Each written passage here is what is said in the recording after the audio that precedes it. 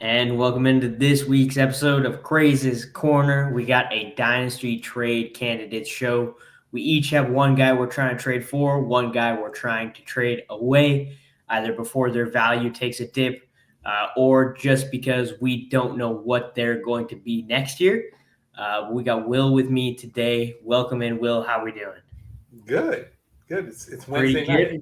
Excited to talk some Dynasty trades. I actually just traded for your Dynasty trade for candidate. How lucky is that? We'll keep you in suspense a little bit. We'll talk about my guy first. My guy is the guy who currently has the highest catch rate over expected, 14.5% in the past of any season and any player over the past 6 years.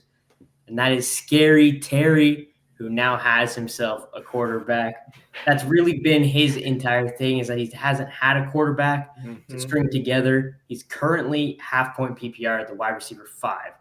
And I think you can get Scary Terry for less than – I don't think you're paying wide receiver 1 value to get Terry McLaurin. You're probably paying wide receiver 2 value. He is 29, but in the stage of wide receiver, you're probably going to get probably at least, 2 to 3 to 4 or 5 more years where he's going to be productive for you. And if you can even get that 2 to 3 years of top end, he's paired with Jaden Daniels. He is the wide receiver 1. I don't think anyone's coming in there and overstepping him there. So I think, to me, you're looking at a guy who's been super consistent, hasn't finished below wide receiver 16 in the past 5 weeks. So he's been great. The touchdowns are there. The deep ball from Jaden Daniels is super pretty. So for me, I'm in love with Terry McLaurin. If you can go add him to your team, I definitely think that's a good move, because I think he's still being undervalued. People are still they still have the stench of Terry McLaurin with terrible quarterbacks. So you might be able to go and get him for cheap. What do you think, Will? You in on Terry McLaurin? If you can get him, especially I think you're right, Zach. I think you can get him without paying for a wide receiver 1. Like, it's almost like people don't want to accept what's happening with the Commanders, right? It's the weirdest thing, because how much more do they have to put up before we start taking them seriously, both as a football team, but also in fantasy? And it's not a 1-year thing. So if you're getting Terry, you're getting him this year. The rest of rookie contract, at least. Right. So if you can get him now, even I'd give up a first-round pick for Terry, especially because it helps you now and it helps you the next 3 seasons. Yeah, I agree. I think, like you said, I think you give up a first for him, maybe a mid-first and a player. If you're contending this year, though, you definitely want to go get him. He does have 1 more year left on his contract. I'd be surprised if Washington lets him go. He has a very good connection with Jaden Daniels. You have to pay your star wide receiver. You pay it when you have a rookie quarterback. That's why you have the guy on the rookie contract. So I think he'll extend. He'll be in Washington for at least the rest of Jaden Daniels' rookie contract, and I think that's really good for him. Will, your guy I just traded for, who is your trade for candidate? And then we'll review my trade, and you can let me know your thoughts.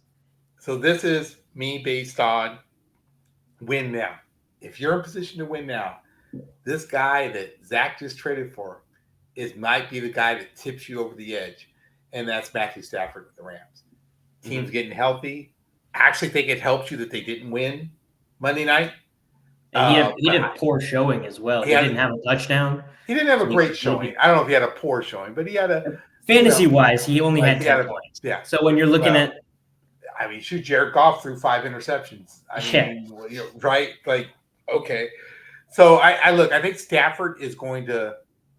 He's playing with a chip on his shoulder. He has everybody coming back, getting healthy. I think the next 4 or 5 games he'll put up good numbers. If you're in a super flex dynasty and you have a chance to win it, go get him. And I think you can get him for a second or a third. I don't think an owner is going to be. It depends on your league, but I think it's hard to get a first for him because he's at the end of his career. So I think if it's a team that's maybe middle of the road or losing and they're just trying to regroup for next year, go get him. Especially if you have quarterbacks that are still on a bye. If the byes aren't over, and it could be the difference in your seeding, it could be the difference making the playoffs. Yeah, so looking at my Dynasty team, I have CJ Stroud, who has a Week 14 bye. This is a 12-team Superflex league, so I think that's the kind of league where you're trying to make a move for Matthew Stafford. I have Bryce Young, who is currently on bye this upcoming week, also has had questions. He's been benched for Andy Dalton, so not ideal. I have Deshaun Watson on IR. I have Trevor Lawrence, who's currently at least out for another week, could be out for the season. And I have Aiden O'Connell, who's currently on IR for another 1 to 3 weeks with his thumb injury. So I needed a quarterback to have 2 quarterbacks for at least this upcoming week. And when I looked at it, Matthew Stafford is coming off of a 10-point game, but he was still the quarterback 20 in that 10-point game because all the quarterbacks were so down last week. But before that, he had a 36-point week and a 24-point week. So I think with the weapons back, that's just one down week.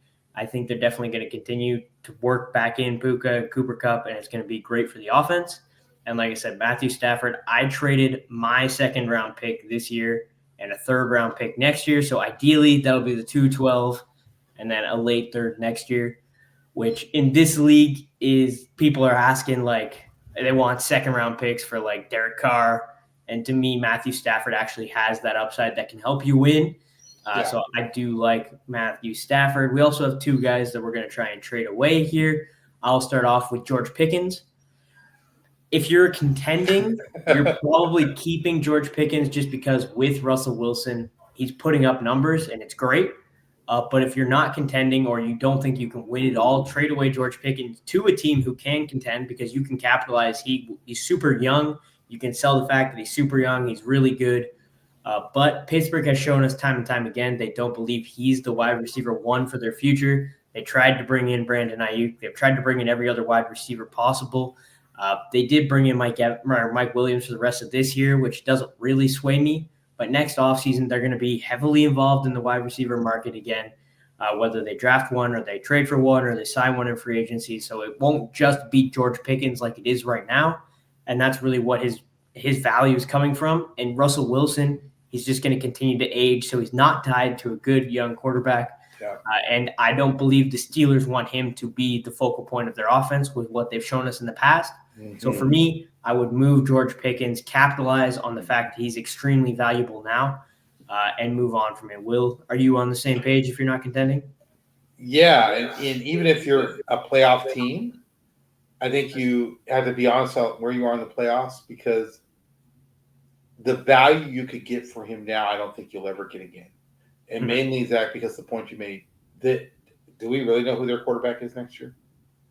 And if it's a rookie, you don't know. And so it's a risk. And if you can get a first-round pick for him and it gives you the chance to replace him with a young wide receiver, quarterback, running back, and the draft will be okay next year. I mean, it's not as deep as the following year, but it'll be okay.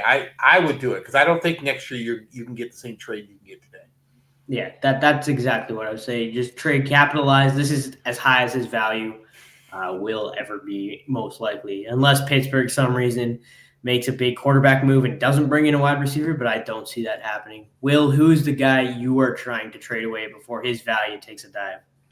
And I'm going to say I have him on my roster and I have him on the trade block, not because I don't like him, but because I think the value is probably getting close to its peak, and that's Kareem Hunt. The running back situation with the Chiefs, you just never it's frustrating, right? Even though I think Kareem Hunt will probably be the most consistent running back, it'd probably be a touchdown vulture at the end later in the season. I just think if you're going to move somebody, his value is moving now because next year I don't know what the value is. Probably nothing. Right. So if you got a team that's willing to come in now, and like I said, I don't really want to move him. I actually really like Kareem Hunt, but if someone gave me the right offer, depending on where they are and what that, it could be a late first or early second. But he's good value. He's good value for a playoff team right now. If you're not in contention, I think you have to move it. Yeah, if you're not in contention, definitely. If you're pretty close to the playoffs, trying to fight for seeding right now, Kareem Hunt's a guy who Pacheco's they've opened up his 21-day window, so he'll be back within the next 3 weeks. But until he's back, at least Kareem Hunt's running back 1. So if you need a couple wins, maybe you have Chuba Hubbard on bye this week, or some guys that are on bye the next upcoming weeks. He's a guy you can trade for, plug and play. And then once Pacheco comes back, I don't know necessarily if they're going to just give him his full workload back. I think, as you said, Kareem Hunt will get the goal line work, and then Kareem Hunt probably also profiles to get the receiving work. I just had, 10 targets last week or something crazy, season high. So, if they're playing more, they play Buffalo this week, which should be a competitive game. They'll have to throw the ball. And then they play Carolina the week after that, so they should be able to run all over the defense there. So that's at least 2 games where Kareem Hunt should have big games. So if you can get him, maybe if you have him and you're trying to trade away, sell that fact that he's going to have at least a couple more big games.